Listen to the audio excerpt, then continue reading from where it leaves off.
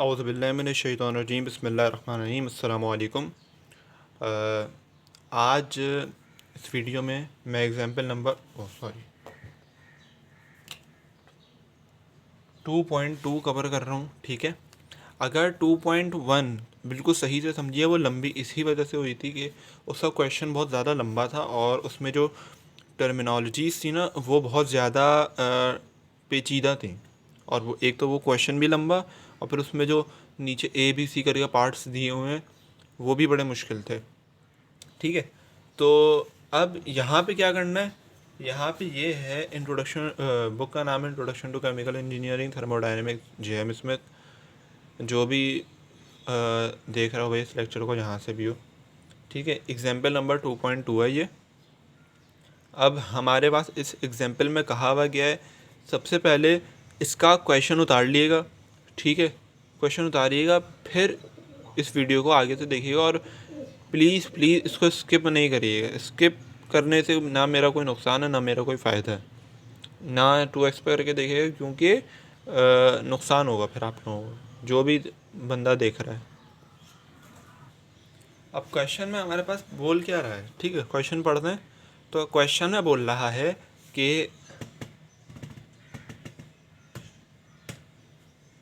एक सेकेंड, हाँ, तो क्वेश्चन में बोल रहा है मुझे कि अ typical industrial scale wind turbine. तो अब विंड टर्बाइन सबसे पहले क्या होता है भाई, किसी भी सहराई इलाके में गए हो या अक्सर लोगों की छतों पे देखा होगा, लंबे लंबे वाइट कलर के बड़े बड़े पंखे होते हैं, वो छतों पे लगे हुए होते हैं या फिर अक्सर सहराई इलाकों में लगे हुए होते हैं। जब हवा चलती है ना तो वो बेसिकली हवा की काइनेटिक एनर्जी से इलेक्ट्रिकल एनर्जी जनरेट कर रहे होते हैं। ठीक है, और ये क्या है, ये विंड टर्बाइन है। ये चीज़ें समझना ज़रा ज़रूरी है ताकि फिर आगे क्वेश्चन समझ में आएगा। ठीक है, ये विंड टर्बाइन होता है, ये इसका रोटर है बीच में जो लगा हुआ होगा जिससे रोटेट हो रहा होता है। और अब क्वेश्चन में क्या कह रहा है, क्वेश्चन पढ़ते हैं। A typical industrial scale wind turbine as a peak efficiency of about 0.44 for a wind speed of 9 meter per second. Question को समझना है, क्वेश्चन मुश्किल नहीं है, अभी मुश्किल लग रहा होगा, जब पूरी वीडियो देख लेंगे तो कोई मुश्किल नहीं होगी इंशाल्लाह। अब कहता है कि एक इंडस्ट्रियल लेवल का, एक इंडस्ट्रियल स्केल का एक विंड टर्बाइन है, विंड टर्बाइन है, ठीक है, उसकी पीक एफिशिएंसी यानी मैक्सिमम वो कितनी एफिशिएंसी दे रहा है। अब एफिशिएंसी किस चीज़ की है, ये किस चीज़ की एफिशिएंसी बोल रहा है, ये बेसिकली काइनेटिक एनर्जी को इलेक्ट्रिकल एनर्जी में कन्वर्ट करने की एफिशिएंसी है। यानी इतना अगर काइनेटिक एनर्जी ये लेगा तो इतना उसका इतना हिस्सा या उसकी इतनी एफिशिएंसी के वो इतना हिस्सा इलेक्ट्रिकल में कन्वर्ट कर देगा। ठीक है, तो अब सबसे पहले एक चीज़ समझते हैं। और कह रहा है ये 0.44 जो एफिशिएंसी है उसमें जो हवा की स्पीड होगी ना, यानी मिसाल के तौर पर इस पर जो हवा आ रही है, मिसाल के तौर पर विंड आ रही है, विंड की स्पीड है 9 मीटर पर सेकेंड।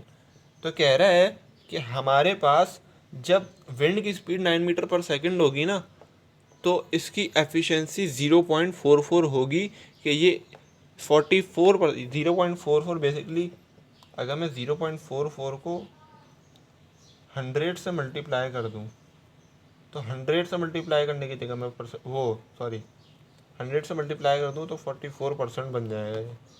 ठीक है, क्योंकि बात एक ही है। अगर मैं इसको ऐसे लिख दूं या फिर मैं इसको ऐसे लिख दूं,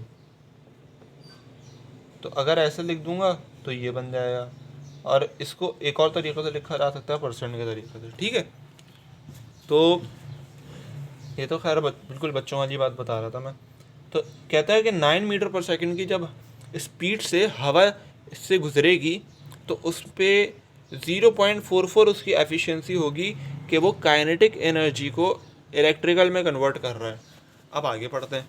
that is it converts about 44% of the kinetic energy of the wind approaching it into usable electrical energy. क्या बोल रहा है, वही बात बोल रहा है जो अभी मैंने पहले से बता दी, हालांकि मैंने क्वेश्चन नहीं पढ़ा था।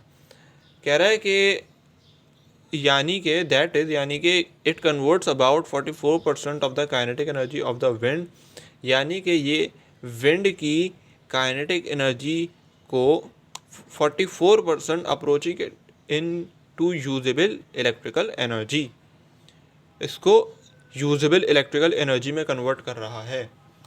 ठीक है, अब कह रहा है the total air flow impinging on a such a turbine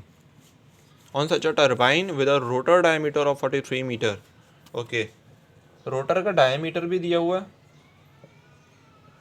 अच्छा, थोड़ा सा मुझे प्रॉब्लम हो रही है लिखने में, हो सकता है राइटिंग थोड़ा सा मेरी ख़राब हो जाए, क्योंकि ये बीच में ना ये स्टैंड रखा हुआ है, तो उसकी वजह से थोड़ा सा प्रॉब्लम हो रही है, हाथ पहुंच नहीं रहा आगे। ठीक है, तो क्या बोल रहा था, हाँ, कह रहा है कि द टोटल एयर फ्लो इम्पिंजिंग, इम्पिंजिंग कहते हैं भाई टकराने को, लिख भी देता हूँ ताकि आगे क्वेश्चन में मसला ना हो, अभी सिर्फ क्वेश्चन समझाने के फेज़ में हूँ। इम्पिंजिंग कहते हैं टकराने को।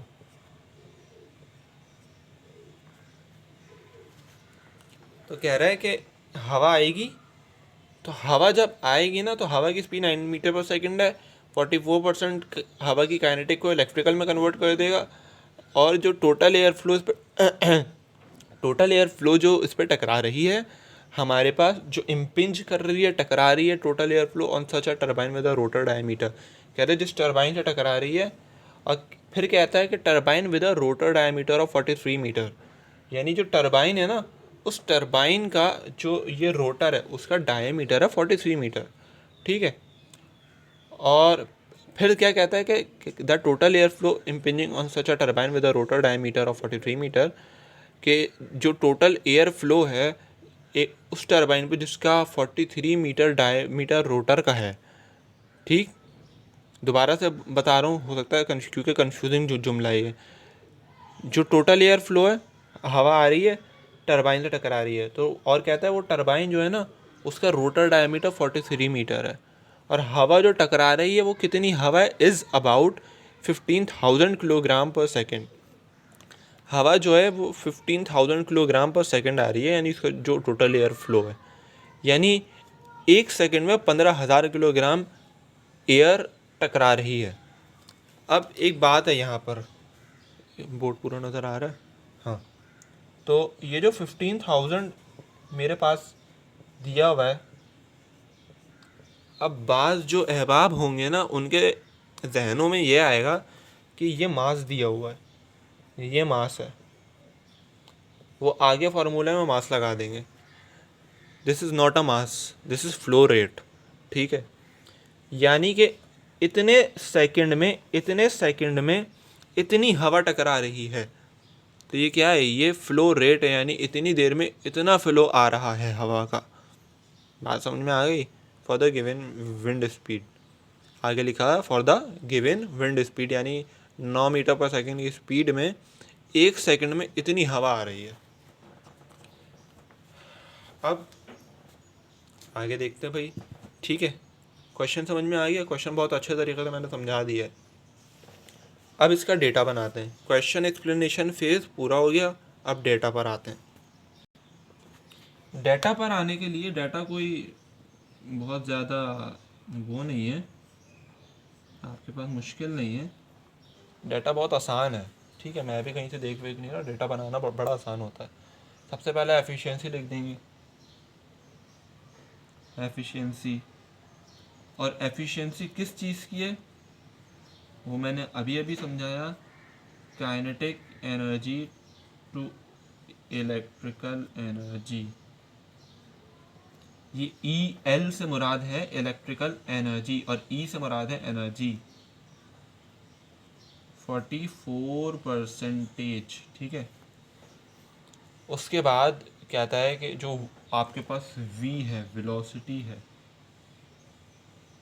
अब यहाँ कोई मुझे स्पीड और वेलोसिटी का फ़र्क ना बताने बैठ जाए भाई, यहाँ पे एक ही बात है केमिस्ट्री में, 9 मीटर पर सेकेंड। ठीक है, उसके बाद आगे क्या दिया हुआ है, रोटर का डायमीटर। अच्छा, रोटर डायमीटर मैं एक चीज़ बता दूं,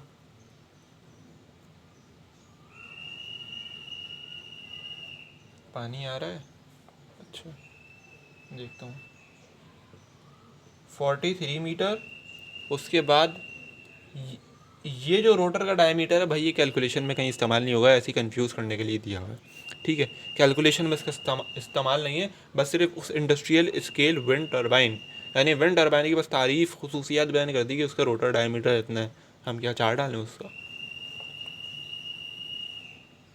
फ्लो रेट, फ्लो रेट मैंने अभी क्वेश्चन में समझाया है, अगर समझ में नहीं आया तो एक बार दोबारा से पीछे करें और देख सकते हैं।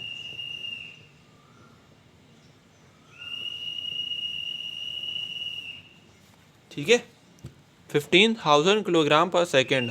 और अब हमारे पास ये डेटा है, लेकिन ये क्वेश्चन का डेटा, आगे जो हमें पार्ट्स में क्वेश्चन दिए हुए ना, ये उनका डेटा नहीं है। तो अब उनका डेटा अलग से बनेगा जो कि पार्ट्स के लिए होगा सिर्फ। अब क्या कह रहा है जनाब, जनाब आपका बोर्ड नज़र नहीं आ रहा, जनाब बोर्ड नज़र नहीं आ रहा, अब आ रहा जनाब बोर्ड नज़र। जी जनाब, अब क्या रहा है, कहता है कि हाउ मच इलेक्ट्रिकल एनर्जी, कितनी इलेक्ट्रिकल एनर्जी इस प्रोड्यूस हुई है, पैदा हुई है, व्हेन जब 1 किलोग्राम यानी 1 किलोग्राम की एयर पास हुई है टरबाइन से। यानी क्या रहा है, कह रहा है कि हमारे पास जब टरबाइन से 1 किलोग्राम की एयर पास हुई तो हमारे पास इलेक्ट्रिकल एनर्जी कितनी पैदा हुई होगी। ठीक है, तो करते हैं भाई इसके लिए कुछ इंतज़ाम। भाई इसमें इलेक्ट्रिकल एनर्जी के लिए मेरे पास कोई फार्मूला तो है नहीं फिजिक्स में, या फरिश्ते तो कोई नाज़िल करके नहीं गए थे ना कि जनाब ये आपके पास इलेक्ट्रिकल का फार्मूला है, इसमें वैल्यूज़ रखिएगा आपके पास इलेक्ट्रिकल आ जाएगी। नहीं भाई, ऐसा नहीं हुआ होगा। तो एक काम ये करते हैं कि यहाँ पे भी एक मिनी डेटा बनाते हैं।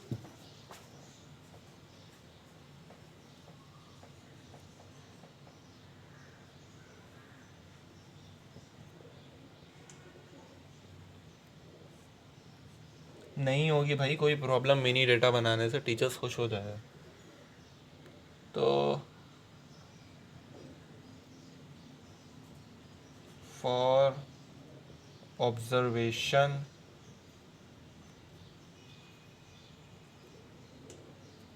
मास 1 किलोग्राम, इसमें और तो कुछ लिखने का नहीं है भाई।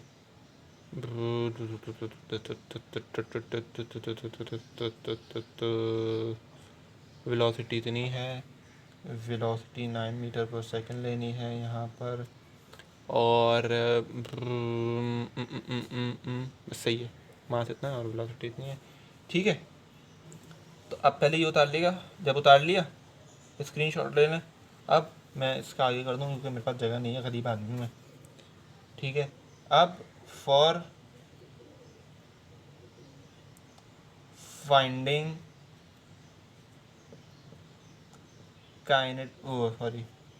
इलेक्ट्रिकल एनर्जी, अल्लाह इतनी मुश्किल हो रही है लिखने में। We have to find electrical energy, अरे काइनेटिक एनर्जी, काइनेटिक की जगह इलेक्ट्रिकल, इलेक्ट्रिकल की जगह काइनेटिक, अजीब आदमी हूँ मैं। ठीक है, तो इलेक्ट्रिकल एनर्जी को फाइंड करने के लिए हमें काइनेटिक एनर्जी निकालनी पड़ेगी भाई। ठीक है भाई, निकाल लेते हैं, इसमें कौन सी बड़ी बात है, आसान फार्मूला पढ़ा हुआ बचपन से। बुक में ऐसे लिखा हुआ है ई के, मैं अगर यूँ लिखवा दूँ के ई तो ये के इलेक्ट्रिक तो बन नहीं जाएगा, ये काइनेटिक एनर्जी रहेगा। ठीक है भाई, तो 1/2 mv², यही होता था ना काइनेटिक एनर्जी का फार्मूला। कोई नया फार्मूला तो नहीं आया था, होगा लेकिन अभी फ़िलहाल यही यूज़ कर रहे हैं भाई।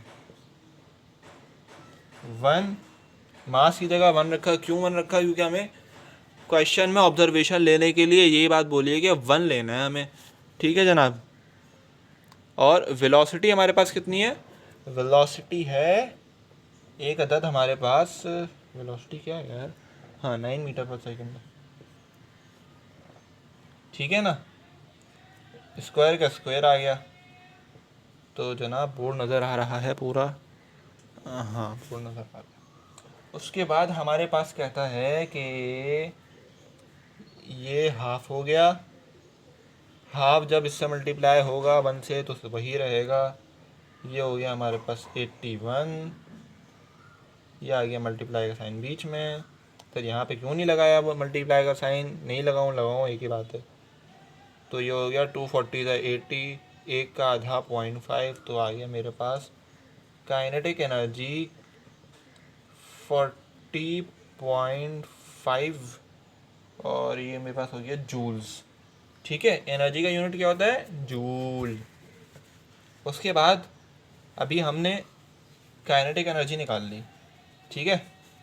अगर मैंने जल्दी मिटा दिया तो पीछे करके स्क्रीनशॉट लेना और फिर लिख लें, क्योंकि आगे फिर प्रॉब्लम होगी। 40.5 joules according to the situation of question, E is equals to, E से मुराद एफिशिएंसी 44% या 0.44, ठीक है। तो इलेक्ट्रिकल एनर्जी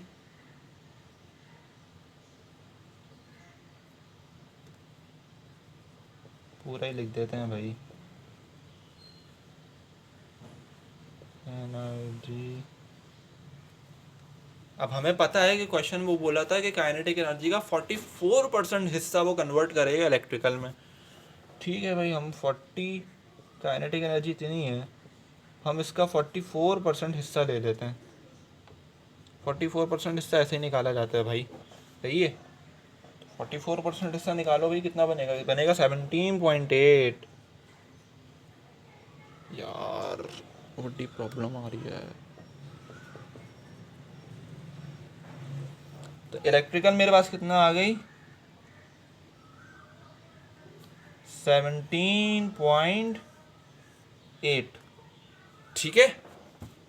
ठीक, समझ में आ गया। यूनिट लगाओ भाई, जूल है इसका यूनिट, जैसे भी टेढ़ा मेढ़ा हो गया, बीमार हो गया यूनिट, ठीक है। अगला क्वेश्चन बोला हुआ है मुझे, ठीक है, पावर आउटपुट बोला हुआ है। अच्छा, अब यहाँ पे पूरी कैलकुलेशन है। मैं सॉरी भाई, ऑन करना भूल गया था, देखा तो वो खुला हुआ ही नहीं है, अजीब है, पता नहीं क्या मसला है भाई। कैलकुलेशन ऑफ पावर आउटपुट है। अब मुझे नहीं पता कितना पहले रिकॉर्ड हुआ है, वो अब रिकॉर्डिंग के बाद ही पता चलेगा, एडिट मैं कर नहीं सकता, पता नहीं। हालांकि मैंने खोला भी था, वो खुला ही नहीं, पाउस ही हुआ है। तो ये एनर्जी है, ठीक है। इसका मतलब होता है energy is equal to power upon flow rate.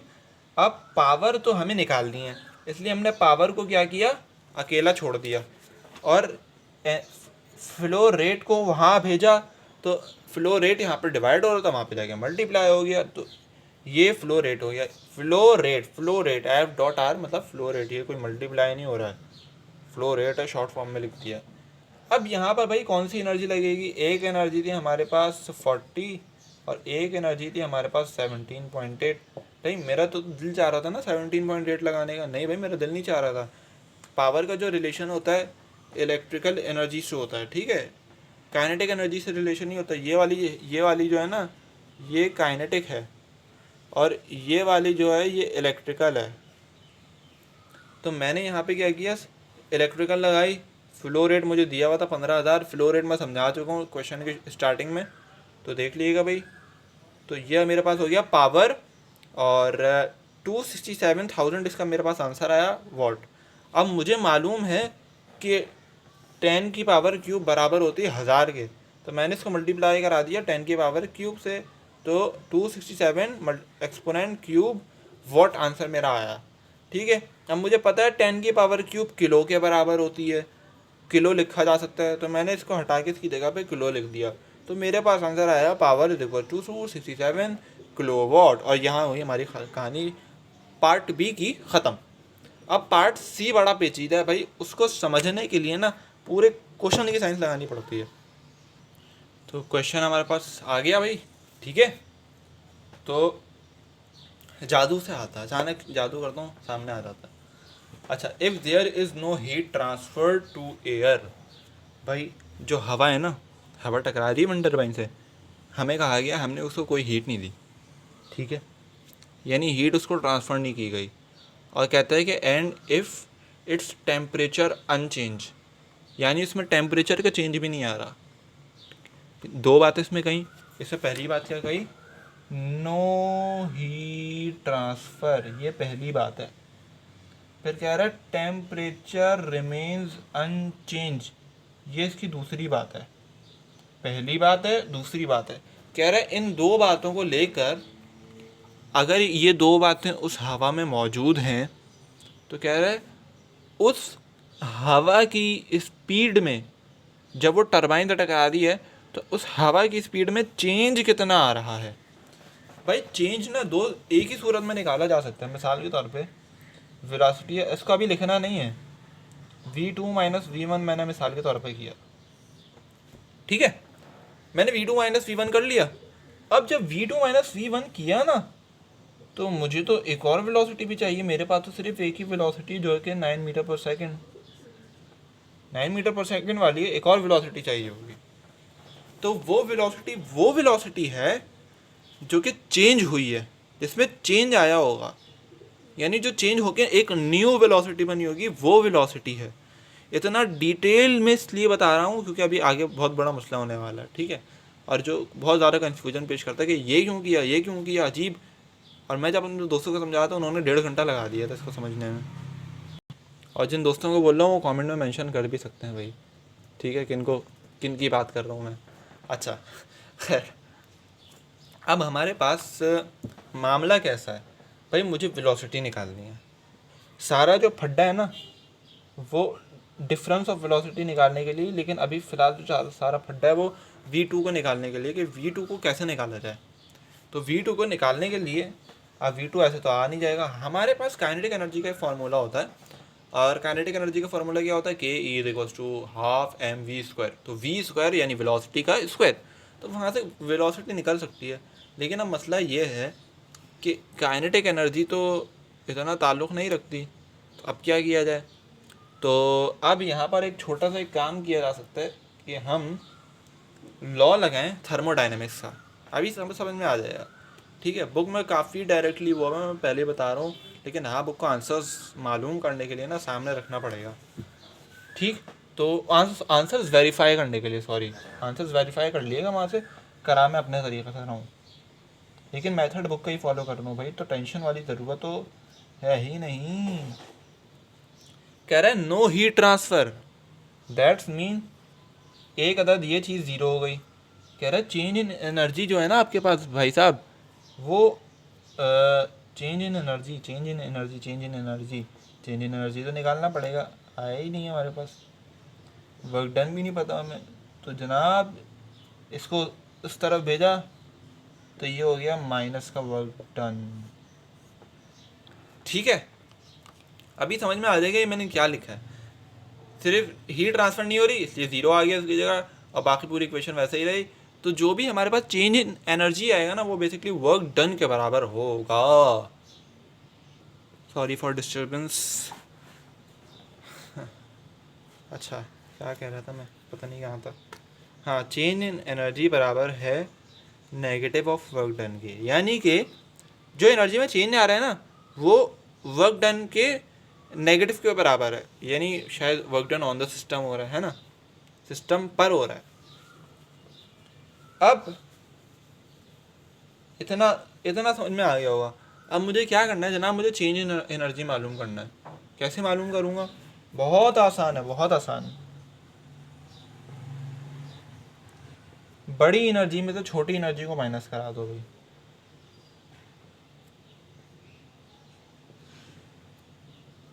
तो बड़ी एनर्जी मेरे पास आई थी काइनेटिक एनर्जी, ठीक है। छोटी एनर्जी आई थी इलेक्ट्रिकल एनर्जी।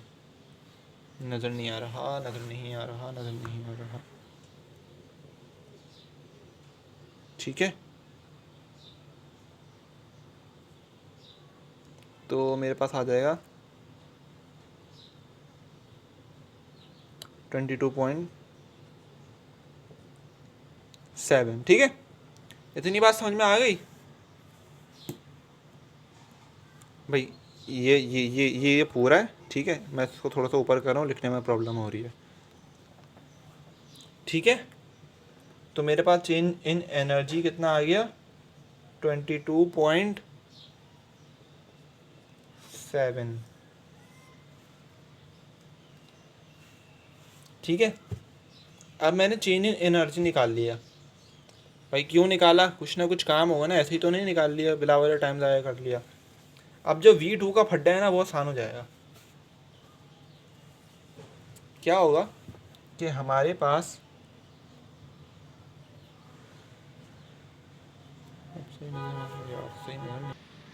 भाई मे भी थोड़ा सा ना प्रॉब्लम है और मोबाइल हिले, क्योंकि ना मेरा स्टैंड इस वक्त प्रॉब्लम कर रहा है मुझे।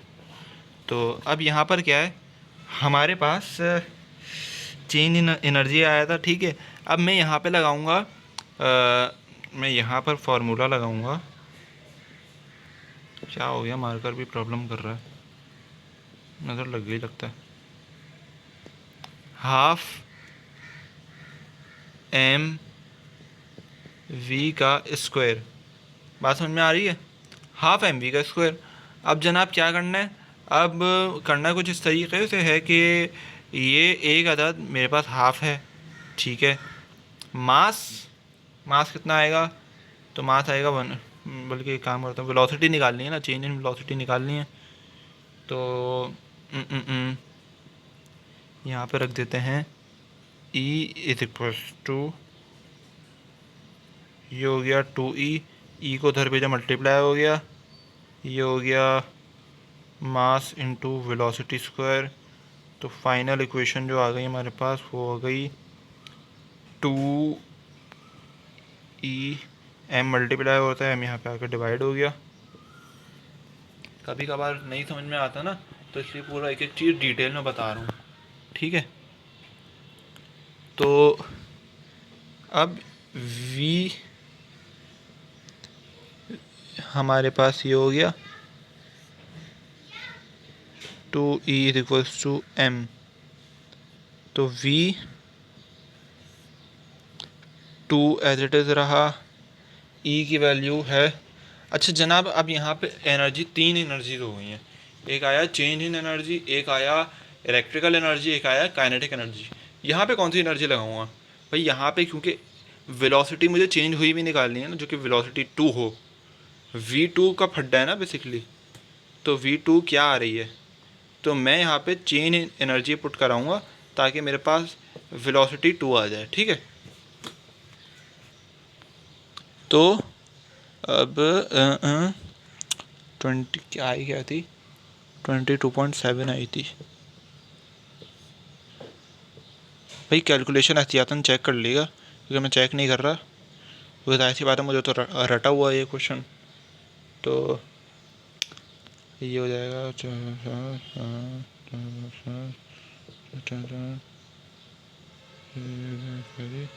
तो ये हो गया 45.4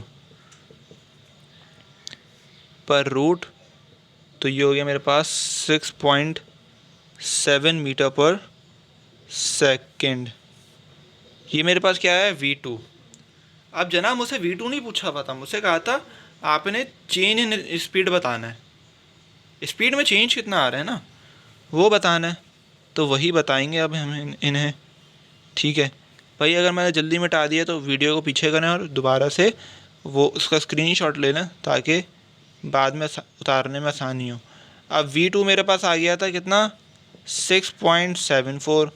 अब डेल्टा V मालूम करना है, तो V2 माइनस V1, तो डेल्टा V 9.00 माइनस 6.74, तो डेल्टा V हमारे पास हो जाएगा 2.26 मीटर पर सेकेंड। अच्छा यहाँ पर एक छोटी सी कन्फ्यूजन और भी मैं क्लियर कर दूँ कि हमने 40.5 वाली एनर्जी क्यों नहीं रखी। या 17.8 वाली एनर्जी क्यों नहीं रखी भाई? तो उसके हिसाब से फिर चेंज आ जाएगा। हमें तो जनरल चेंज निकालना है ना, ठीक है। वो भाई इलेक्ट्रिकल के लिहाज से आ जाएगा वो गलत है, एक काइनेटिक के लिहाज से आ जाएगा वो भी गलत हो जाएगा, कैसी कोई वेलोसिटी एग्जिस्ट ही नहीं करेगी। हमें टोटल चेंज निकालना है कि चेंज हो कितना रहा है। अब हमने थोड़ी देर पहले एक काम किया था, चेंज इन वेलोसिटी निकाल लिया, नीचे एक नोट लिख देंगे द चेंज इन स्पीड और फलाना ढिमकाना और थोड़ा सा नो हीट ट्रांसफ़र वगैरह लिखकर आपने 6.7 वो 2.26 लिख देना है। हमने वो निकाला था, ये मैं एक्स्ट्रा काम करवा रहा हूँ अगर आ जाए क्वेश्चन में तो, क्योंकि ये बुक में नहीं दिया हुआ। हमने कहा था कि ये वर्क डन के बराबर है, हमने ऐसे कहा था, ये बिल्कुल कहा था, और नेगेटिव के वर्क डन के बराबर है। और ये फर्स्ट लॉ ऑफ थर्मोडायनामिक्स मैंने अभी थोड़ी ही देर पहले एक्सप्लेन किया है। तो अब क्या है भाई, एनर्जी मेरे पास आई थी, कितनी एनर्जी आई थी 22.7, तो एनर्जी बराबर है माइनस के वर्क डन के, तो यहाँ पे माइनस का वर्क डन आ गया -22.7। ठीक है, उम्मीद है समझ में आया होगा। अगर नहीं समझ में आया हो तो दोबारा से वीडियो देख लीजिएगा, क्या कहना है।